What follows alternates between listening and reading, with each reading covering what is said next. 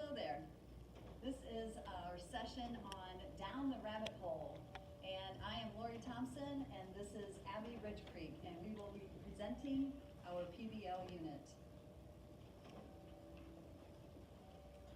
So we are from Edgewood Middle School in Warsaw, Indiana. And I want to tell you a little bit about our school.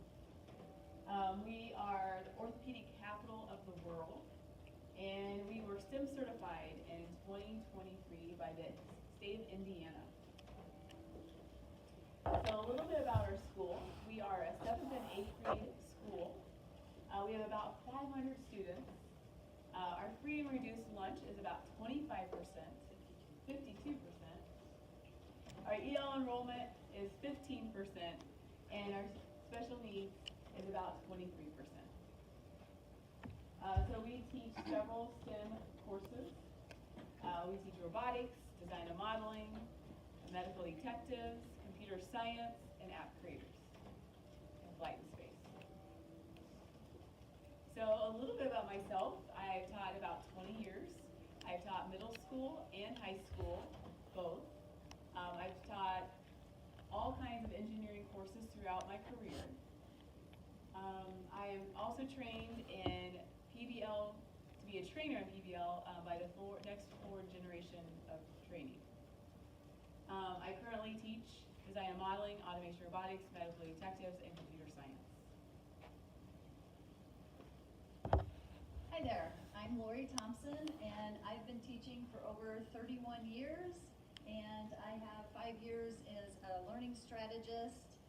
I've had 6 years of professional development where I was training teachers, and I'm currently at Edgewood Middle School as a 7th grade English language arts teacher, as well as literature and honors courses.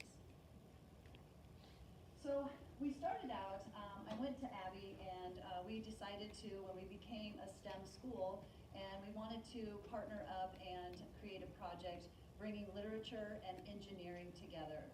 So our honors class reads Alice in Wonderland, and we partnered with our honors class with her engineering courses. So we came up with a driving question for our unit, and if caught down the rabbit hole, who could help you and how? We started off with our PBL unit. With our kids, we came up and just said, when we looked at that driving question, what would be some need-to-know questions about this rabbit hole? And so here were some examples. Are there multiple ways out? If no one can help you, what if no one can help you? Does the hole ever end? So we just had probably, oh my goodness, about 80 questions that the kids kind of collaborated and came up with these need-to-know questions. And then that did not take long for my honor students to say, this is metaphorically speaking. And so what we decided to do is we said, we asked and challenged our students to come up with what is a representation of their rabbit hole. And some of them started to understand that it might be, trying to do too much.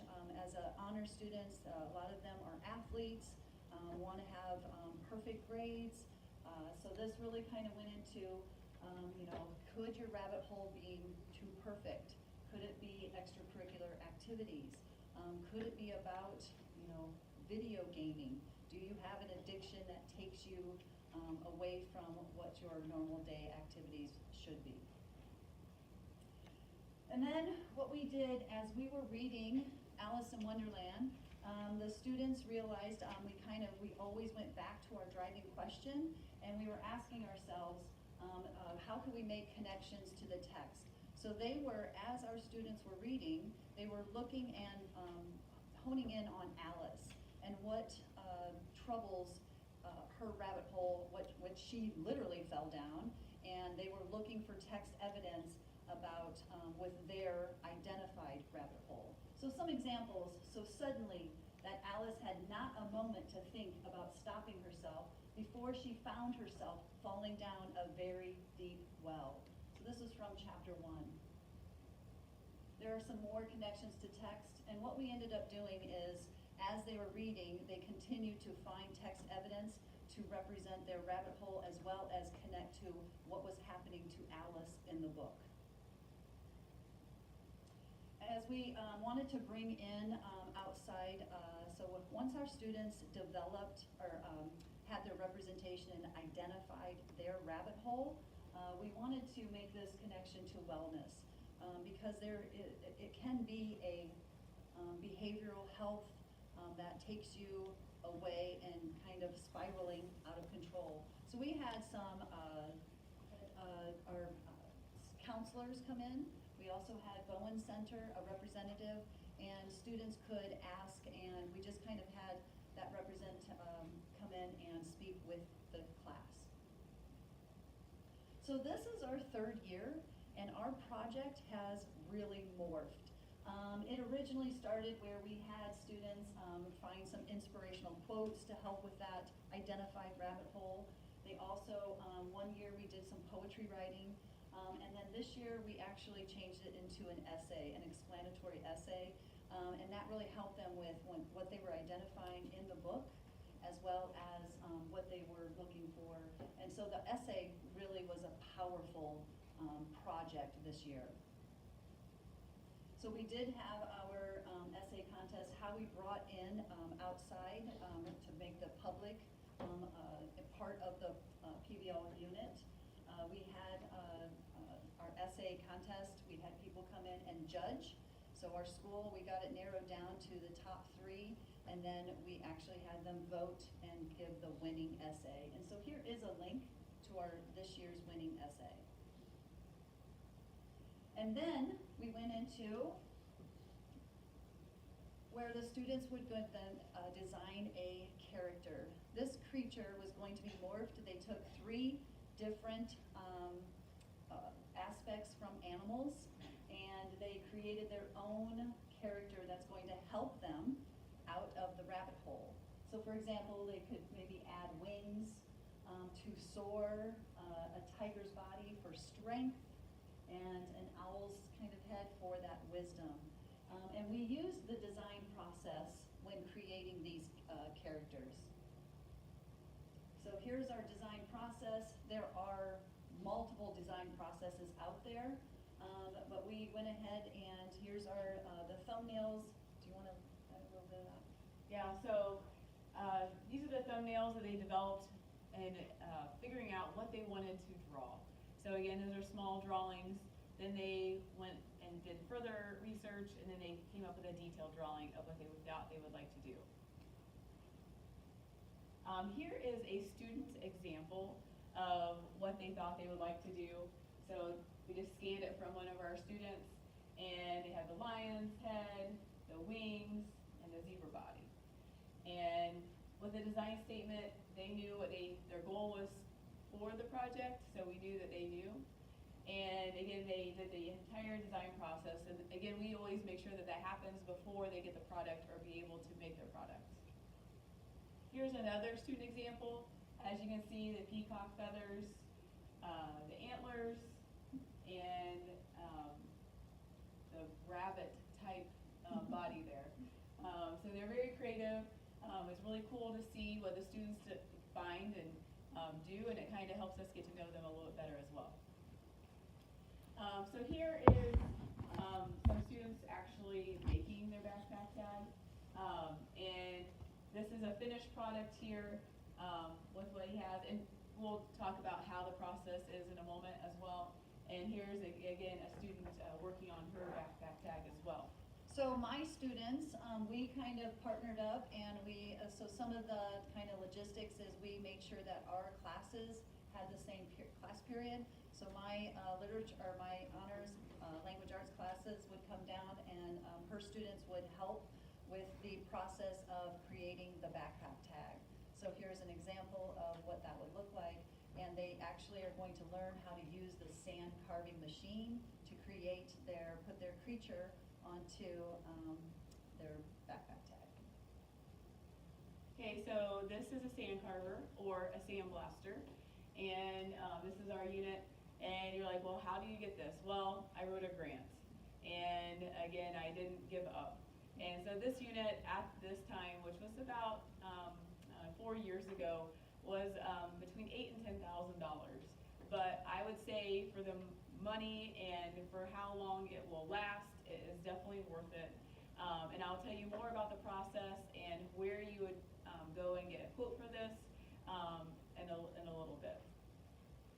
So with the sand carver, there's an exposure unit.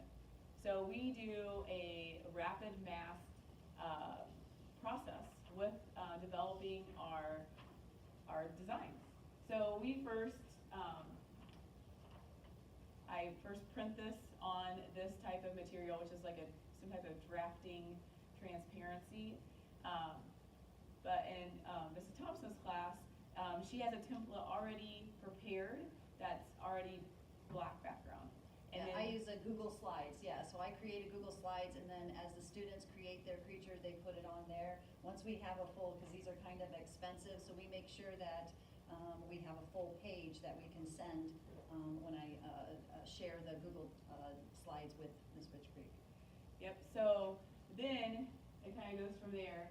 I put it in an exposure unit, and yes, you have to buy the special media, which is called rapid mass, which I will also show you in a little bit. And you put it on top of it, you put it in the exposure unit, and in a minute and a half, it is ready. So I really like to show the students the process so they understand, well, how does it get from here to there? So I really appreciate, and they appreciate how to watch the process, and it's really not that long. So again, I put it directly in the exposure unit. I can cut these out to avoid the border if I want to, and then I can cut the rapid mass so it fits exactly with it. And then, like I said, the exposure unit is just exposing it to intense light for a minute and a half. So once it's done, this is what it looks like. So this is light sensitive material. So as soon as it's done, you want to, use it or put it back in the box so there is not exposed to light any longer. And as you can see, it reverses everything. So if you want to know more details about the exposure other than what I just described, it does come with useful instructions, which is how I learned. I kind of self-taught myself. It wasn't hard. Just reading the instructions helps a lot. But this is an animated version of that comes along with the exposure unit. So this is what I buy for the students to expose their designs onto. So this is what is light sensitive. So as you can see, it comes in a box. You want to keep it in the box, and I usually also store it in a dark cabinet so we don't have to worry about things happening, right? And so this is what I buy. It comes in about 10 sheets, but you can buy as much as you want.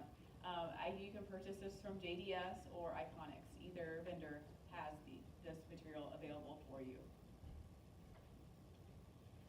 So again, once it's exposed, so what do you do?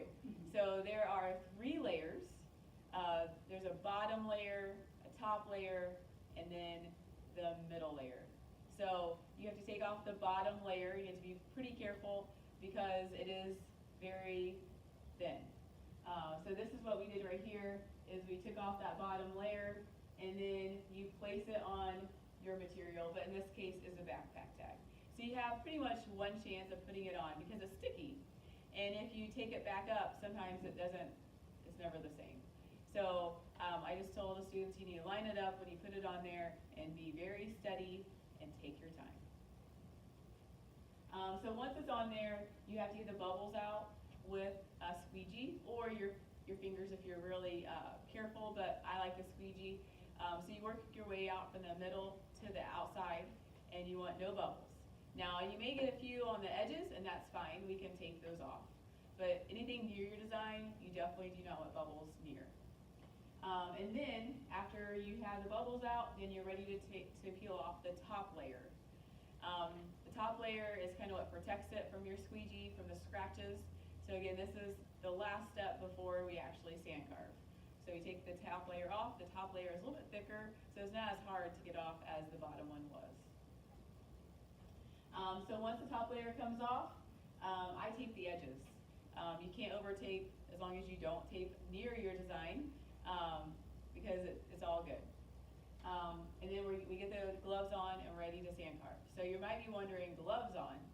Well, I've learned from my STEM advisory board that if you do not use your rubber gloves, you could possibly get shocked because of all the friction of the blowing sand that's going on into the machine. So we do not want that to happen. So my tip to you is to buy thick rubber gloves so the students can wear, so they are grounded and they do not get that static and get shocked. So again, I purchased from Iconics and also JDS. The luggage tags, they come in a variety of colors: red, pink, silver, and black. And again, I purchased those from JDS. But any vendor that would have that would be fine, as long as it's coated or anodized, so you can take away the coating to see your design. And as you see, Mrs. Thompson has some samples in her hands of all the colors that are available. My personal favorite is black or pink. Back to this. So there is a very cheap 6-inch clear attachment that attaches beautifully to the backpack that you would have. Is very inexpensive as well. But obviously you can also use key rings, but we choose to use the plastic clear straps. So we wanted to share with you more examples of what our students came up with. As you can see, they get very creative. I just wanted to come back to, so in that essay that we did this year that our project has really morphed into, and it was very successful. Our students really kind of connected with Alice, and they also, within their essay, they chose, they had to explain, since this was an explanatory essay, they were explaining how each of the 3 pieces of their animal, what would we call that? Their limbs or their wings or what parts of the animal, and how that could actually give them, so if their personality and they're shy, they would say, I want that, strength from a tiger's body or from a, and so they just had to explain what those body parts and how that would actually help them out of the rabbit hole. What is that giving them for their personality that they need that's going to help them? So again, another set of examples that we have gotten from our students. Again, as you see, very creative, very, none of them are the same. So on the right here is a student holding their example, and on the left is actually how they're sand carving inside of the unit, what it looks like. I have seen where people have placed a GoPro so you can watch all the student designs, which is kind of an idea and something I would like to do eventually. Again, some more student pictures of them doing this, and they take ownership of this, and they do all of it. So we really like that when they have that student ownership and they are proud of their work. As you can see, again, this sand carver, you have to push the pedal down like the gas to get the sand to come out of the nozzle. Again, after as you sand carved it, you have to take off that rapid mass that was on there all the way. So we usually have them stand over the trash can to rub it off or to take it off as much as they can. And it's very easy to take off. But you do not want to wait. You want to do this as soon as you're done with sand carving it. So again, this is another student proud of her work. So now we're going to share with you a little bit of a video of what it looks like to sand carve their design.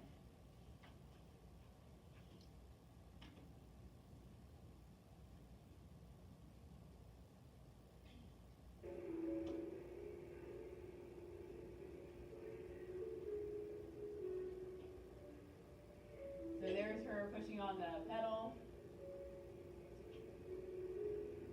and she's holding it 3 to 4 inches away from the backpack tag, and she's not staying in one area. She's going back and forth across it. And at first you think, oh, it's going to take forever, but it doesn't.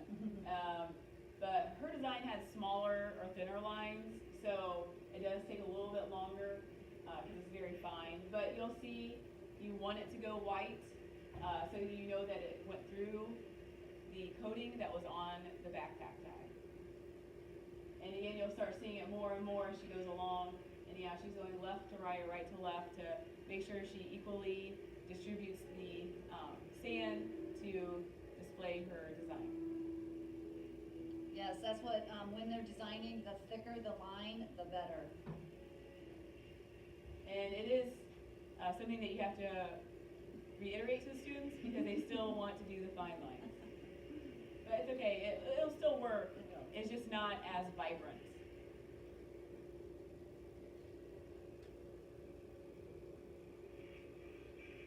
And also you can stop, bring it out, and look at it.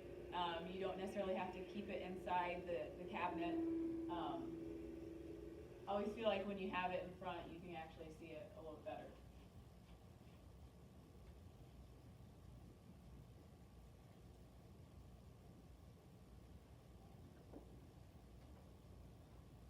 Here's another student video.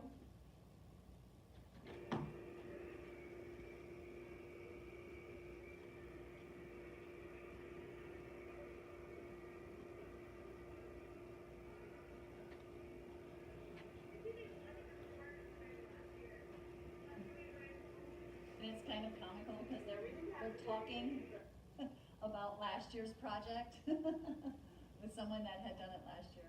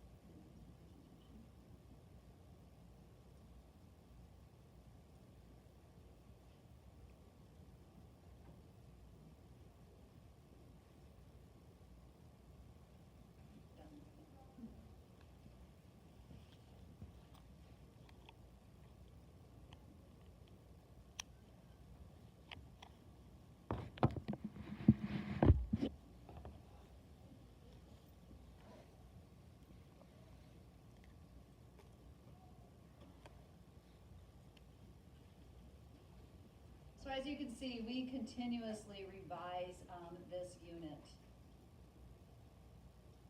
So if you have any questions or comments, you are welcome to email us. We will be glad to answer those questions or clarifications that you may need.